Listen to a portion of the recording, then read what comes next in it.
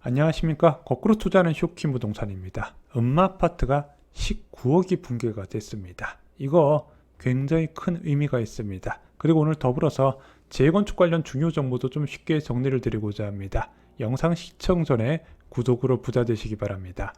음마아파트 호가가요 19억이 붕괴가 됐습니다. 18억 6천에 올라왔네요. 4층 매물이. 자, 지금 한 달가량 19억 정도의 호가가 유지가 됐었는데 그 유지된 19억 벽이 깨져버렸다는 겁니다. 자, 근데 이것은 이미 예견이 되어 있었던 부분입니다. 음마아파트는요 최저 호가 19억에 매물수가 엄청 많이 쌓여 있었어요. 그래서 제가 볼 때는 이거 서로 누가 먼저 낮추냐 눈치 대결을 하고 있었다. 그러다 보니까 어떤 사람이 툭 낮춰버렸네. 다 같이 18억대에 맞출 가능성이 커졌다는 부분이죠.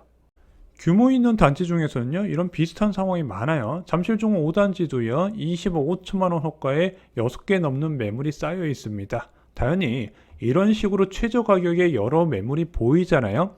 실제 부동산에 가면 다른 호가를 제시받는다는 이거죠. 일단 호가는 분위기 봐서 가장 싼 금액에 여러 사람이 맞춰놔요. 그래놓고 공인중개업소에 이렇게 이야기를 하는 거죠.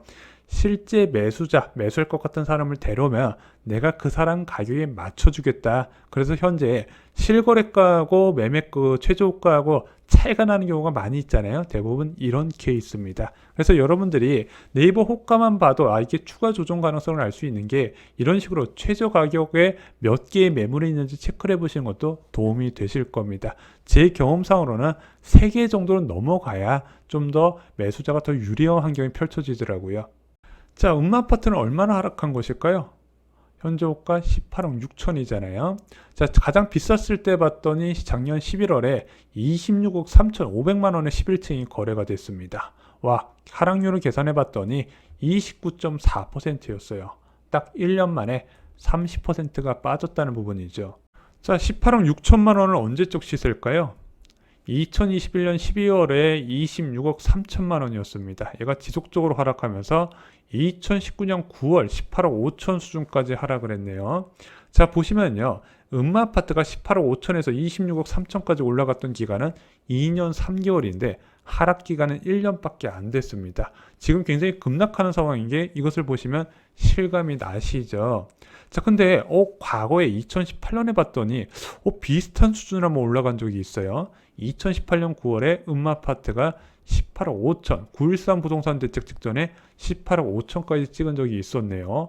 현재 호가가 2018년 수준까지도 이제 보인다는 부분입니다. 물론 이 아파트 지금 사라고 말씀 못 드리는 이유가 내년에 추가 하락 가능성이 높다는 부분이죠. 그래서 과거 얘가 헬리오시티 역전세나 상황에서 어디까지 빠져나 봤더니 14억에서 15억 7천까지 실거래 찍힌 내역이 있었다는 부분입니다.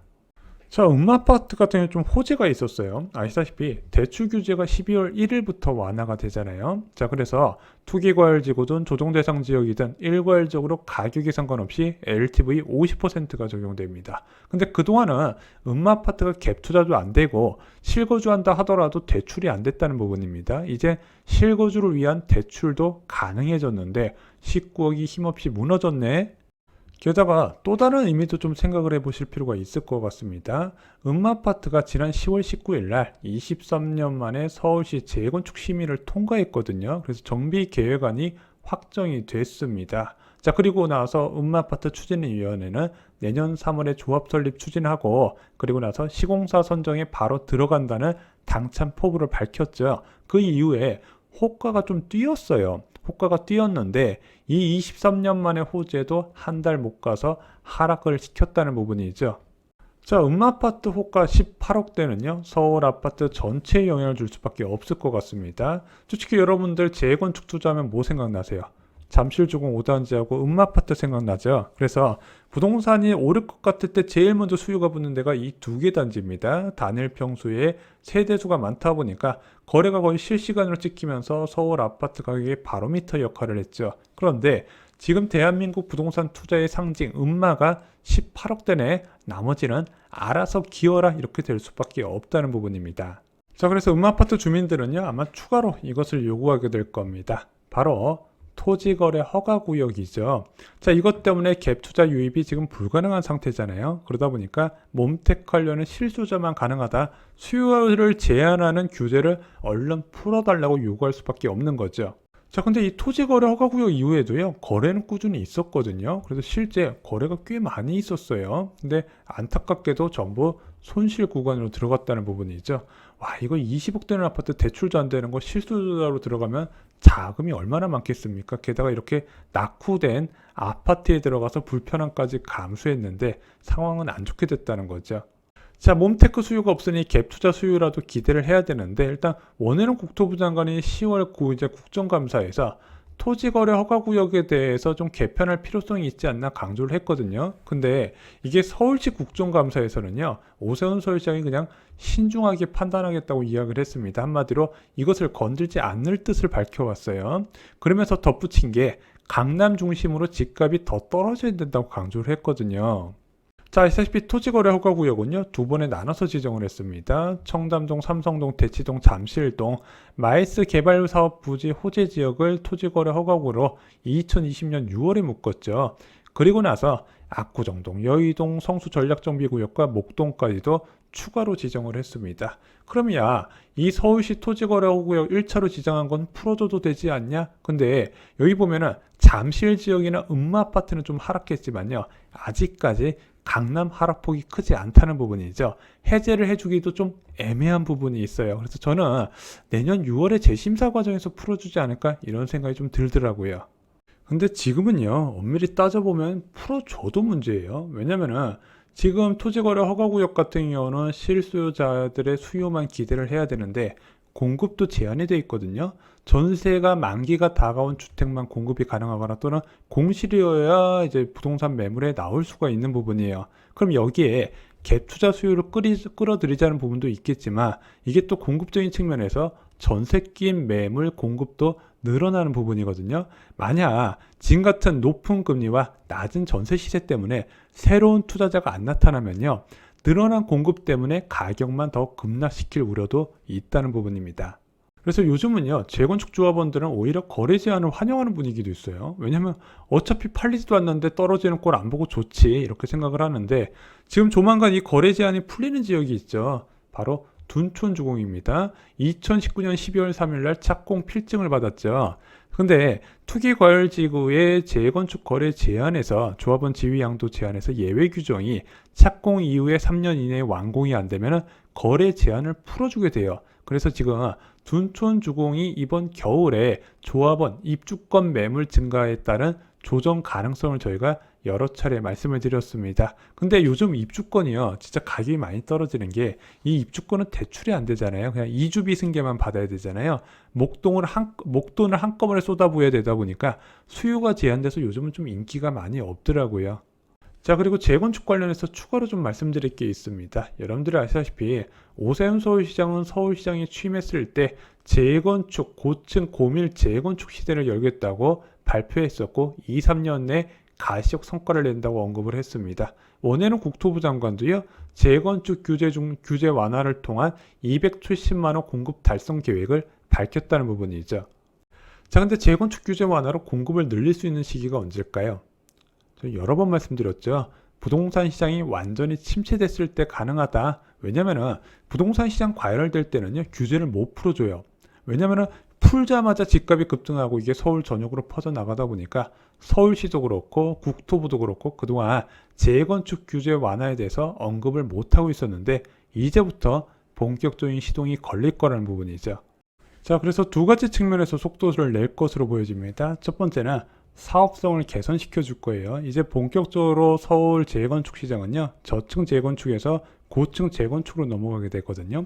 고층 재건축은 기본적으로 용적률이 높기 때문에 지금 용적률 제한 상황에서는 사업성이 안 나오고, 이 사업성이 안 나오면서 사업이 활발하게 진행 안 될 가능성이 있다고 볼 수 있기 때문에 그것을 위한 용적률 상향이나 층수 상향 등에 대해서 규제 완화 방안이 이제 본격적으로 나올 가능성이 있습니다. 또 하나는 인허가 과정이 단축이에요. 그래서 오세훈 서울시장은 통합심의 카드를 꺼내 들었잖아요. 그래서 이제 7월 달인가 통합심의위원회가 출범을 했습니다. 이게 무엇을 하냐면요, 이제 사업 시행 인가 과정에서 건축 심의도 받고 경관 심의도 받고 교통 영향 평가도 받고 환경 영향 평가도 받는데 그것을 단계별로 하는 게 아니라 한꺼번에 다 처리하면서 사업 시행 인가 과정을 줄인다는 계획이죠.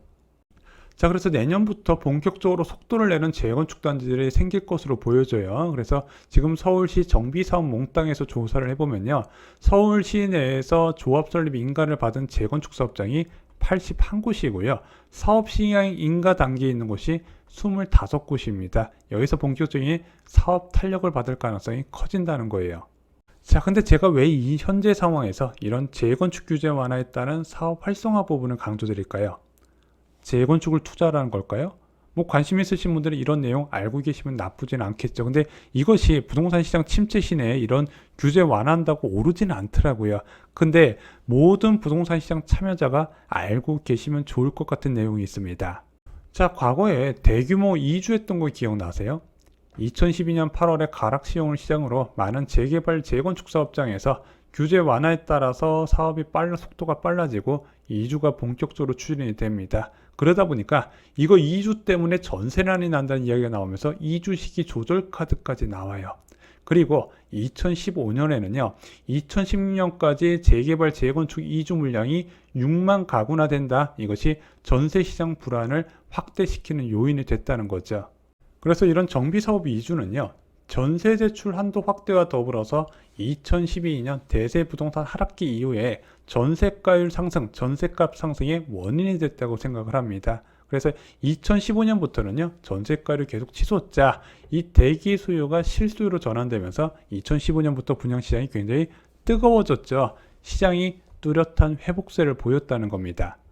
그래서 재건축 이주는요, 이게 당장 일어날 이슈는 아니에요. 아직도 시간이 많이 소요되는 부분입니다. 하지만 과거에 부동산 회복 시기에 이런 부동산 시장 상승 속도를 빠르게 하는 영향의 재건축 이주, 정비사업 이주가 있었다는 부분도 소개를 해드렸습니다. 그리고 앞으로 부동산 시장을 전망할 때 감정평가 금액이 높은 재건축 단지의 이주는 전세시장 불안 요소였다는 거, 그래서 몇 년 뒤 고층 재건축이 이주가 많아질 때 이런 변화를 미리 체크하셔서 여러분들이 내 집 마련이나 투자 그리고 주택 처분에 참고하시면 도움이 되실 것 같습니다.